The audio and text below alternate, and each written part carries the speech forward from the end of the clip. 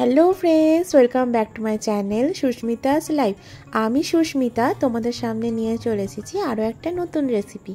হ্যাঁ, সন্ধ্যের স্ন্যাক্সে ছোট বড় সকলকে যদি এই খাবারটা করে দাও না, তারা একেবারে বুঝতেই পারবে না যে কী দিয়ে বানিয়েছো, আর প্লেট এক নিমেষে ফাঁকা করে দেবে।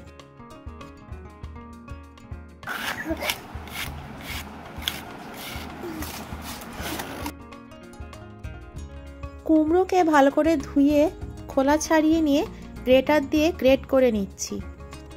এরপর দুটো উপকরণ হালকা ড্রাই রোস্ট করে নেবো। সেগুলো হলো সুজি, একটা বাটির হাফ বাটি সুজি নিয়ে নিচ্ছি, তার মধ্যে দিয়ে দিচ্ছি কিছুটা চিঁড়ে। দুটোকে একটু ড্রাই রোস্ট করে নেব, করে ব্লেন্ডারে ভালো করে ব্লেন্ড করে নেব। এই খাবারটা যদি তোমরা বাড়ির বাচ্চাদের করে দাও, যেসব বাচ্চারা কুমড়ো খেতে চায় না, তারা কিন্তু এই খাবারটা খুব আনন্দের সাথে খেয়ে নেবে।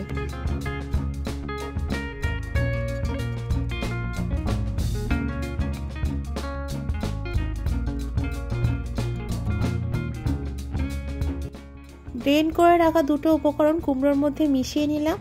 তারপর কাঁচা লঙ্কা কুচি আর আদা গ্রেট করে রেখেছিলাম সেইগুলো দিয়ে দিলাম, আর দিলাম একটা বড় সাইজের পেঁয়াজের কুচো।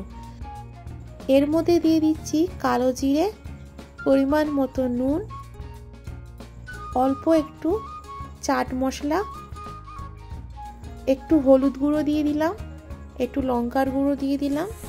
যদি বাচ্চারা ঝাল না খায় তাহলে তোমরা কাঁচা লঙ্কাটা না দিতেও পারো।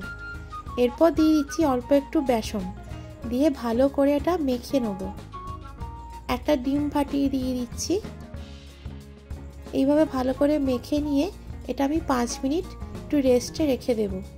কুমড়োতে প্রচুর পরিমাণে ভিটামিন, প্রোটিন আছে, যেটা আমাদের ওয়েট গেইনের জন্য খুব সাহায্য করে। তাই বাচ্চাদের জন্য অবশ্যই কুমড়ো খাওয়ানো খুব ভালো। আর চোখের জন্য আমরা সবাই শুনে আসছি ছোট থেকে কুমড়ো ভীষণ উপকারী। এরপর ওর মধ্যে একটু তেল দিয়ে দেব, ওই ব্যাটারটার মধ্যে একটু তেল দিয়ে দিলাম। এরপর একটা ফ্রাইং প্যান গরম হয়ে গেলে তাতে কিছুটা ভেজিটেবল অয়েল দিয়ে ভালো মতো গরম হয়ে গেলে ওগুলো বড়ার আকারে এইভাবে দিয়ে দিলাম, দিয়ে লো ফ্লেমে উল্টে পাল্টে ভেজে নিতে হবে। তোমরা এখনও আমার চ্যানেলটা যারা যারা সাবস্ক্রাইব করোনি তারা অবশ্যই আমার চ্যানেলটা সাবস্ক্রাইব করে নিও, আর পাশে থাকা বেল আইকনটাও প্রেস করে রেখো, যাতে আমি যে ভিডিওগুলো দেবো সেগুলো তোমাদের কাছে আগে পৌঁছে যায়। আর ভিডিও শেষে অবশ্যই লাইক আর কমেন্ট করো, পারলে ভিডিওটা শেয়ার করে দিও। এদিকে আমি একটু চাটনি বানিয়ে দেবো। কিছুটা ছোলার ডাল আর কাঁচা চীনাবাদাম ড্রাই রোস্ট করে নিলাম। এবার ব্লেন্ডারের মধ্যে দিয়ে তাতে অল্প একটু নুন, এক টুকরো আদা আর একটু দই দিয়ে ভালো করে ব্লেন্ড করে নেব। এই চাটনিটা কিন্তু এই কুমড়োর টিক্কার সাথে খেতে খুব ভালো লাগে, তাই একটু বানিয়ে নিলাম। তোমরা পারলে টমেটো কেচাপের সাথেও সার্ভ করতে পারো। এখানে কুমড়ো টিক্কাগুলো হয়ে গেছে, তুলে নিলাম। পরেরগুলো ভেজে নিচ্ছি এভাবেই। ওই চাটনির মধ্যে একটু ফোড়ন দেওয়ার জন্য একটা বাটিতে সামান্য তেল গরম করে তার মধ্যে হিং, কালো সর্ষে আর শুকনো লঙ্কা দিয়ে দিলাম। তোমাদের কাছে যদি কারি পাতা থাকে দিতে পারো, আমার কাছে এখন উপস্থিত ছিল না তাই দিইনি। এর মধ্যে একটু টমেটো কেচাপ দিয়েও মিশিয়ে নেব। আর ওইদিকে কুমড়োর টিক্কাগুলো হয়ে গেছে, ওগুলো উল্টে পাল্টে ভেজে নিয়ে তুলে নেব। তোমরা বাড়িতে প্লিজ এই রেসিপিটা করে খেয়ে দেখো, আর আমাকে কমেন্টস করে জানিও কেমন খেতে হয়েছে। আর তোমাদেরকে অনেক অনেক ধন্যবাদ এই পুরো রেসিপিটা দেখার জন্য। একদম রেডি এটা খাওয়ার জন্য।